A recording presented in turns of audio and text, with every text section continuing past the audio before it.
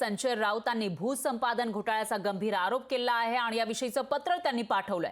नाशिक महापालिकेमध्ये 800 कोटींचा घोटाळा झाल्याचा आरोप त्यांनी केलाय, तर बिल्डरांच्या लाभासाठी 800 कोटींचं भूसंपादन केल्याचा आरोप संजय राऊत यांनी केलाय। नाशिक महापालिकेमध्ये लूट सुरू आहे, दरोडेखोरी सुरू आहे असं सुद्धा राऊत म्हणतायत, तर पालिकेला जास्त किमतीनं जमीन विकली गेली असा आरोप राऊतांनी केलाय। मुख्यमंत्री भ्रष्टाचाऱ्यांसोबत फिरतायत असा आरोपही राऊतांनी केला आहे, तर बीएमसीची लूट करणारे सर्वजण भाजपमध्ये आहेत असं सुद्धा राऊतांनी म्हटलेलं आहे। संजय राऊत यांनी पत्रकार परिषद घेऊन या ठिकाणी गंभीर आरोप केल्याचं पाहायला मिळतंय, तर कोट्यावधींचा भूसंपादन घोटाळा झाल्याचा आरोप संजय राऊत यांनी केलेला आहे आणि त्याचबरोबर नाशिक महापालिकेमध्ये लूट दरोडेखोरी सुरू असल्याचं ते म्हणतायत।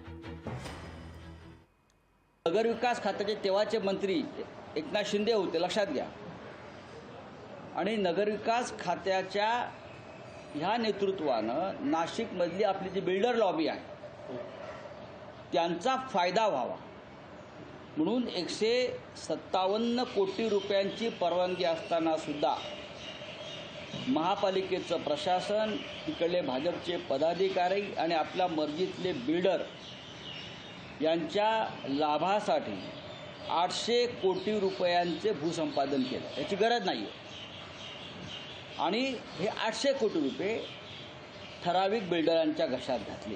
मुंबई महानगरपालिकेच्या चाव्या ज्यांच्या हातामध्ये होत्या तिजोरीच्या, ते यशवंत जाधव किंवा रवींद्र वायकर, त्याआधी सरवणकर, हे सगळे महापालिकेतले सुभेदार ज्यांनी महापालिकेची लूट केली ते सगळे आज भारतीय जनता पक्षामध्ये आहेत।